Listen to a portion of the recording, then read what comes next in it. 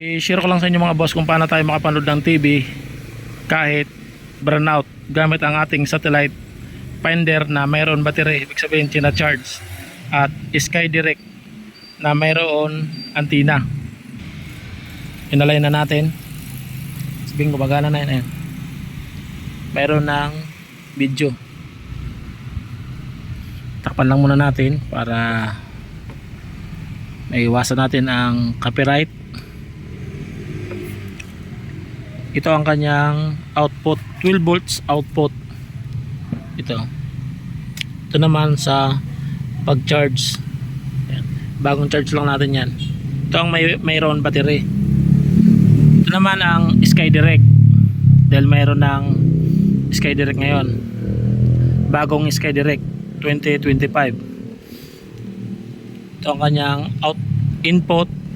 Bali out dito 12 volts, papasok rito sa SkyDirect box. Gumawa tayo ng connector. Ito sinulda lang natin yan,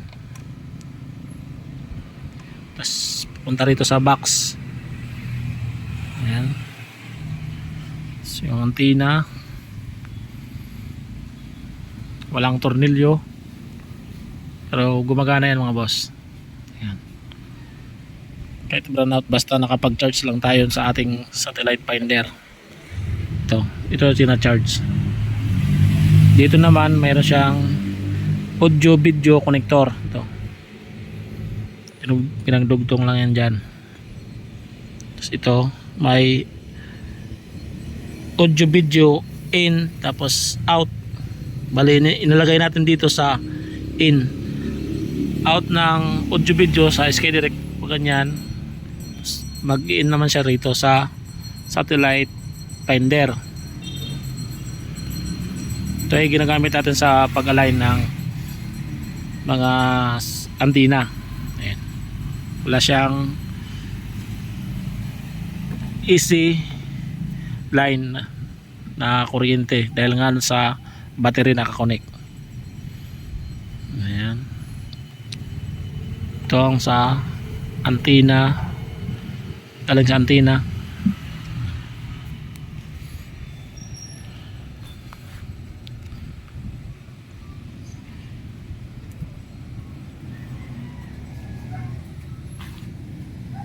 Kahit brownout magagamit natin, basta bagong charge lang, hindi lang malubat ang ating satellite finder na mayroon output 12 volts na output.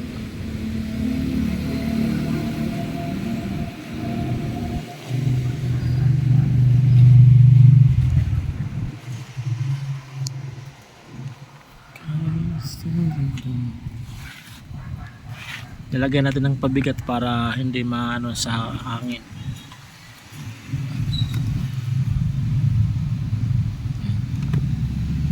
Ito hot number.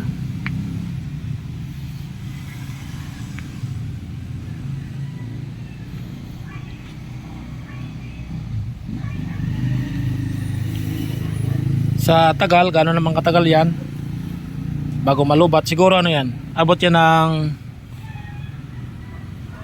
3 oras bago malubat ang ating satellite finder, dahil hina lang naman kumusumo yung TV box ng kuryente. Ayan.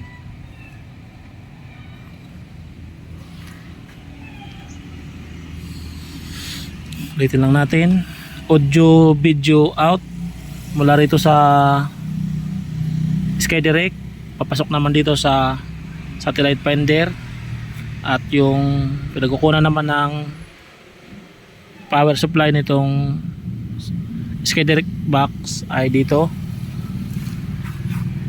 Yan naman yung nakakonect sa out, pasok dito sa SkyDirect. Lipat natin, maraming channel yan. Ayan. Tinanggal lang natin yung volume.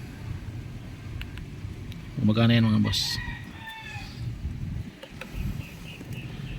Yan lang po, maraming salamat sa panonood sa ating video.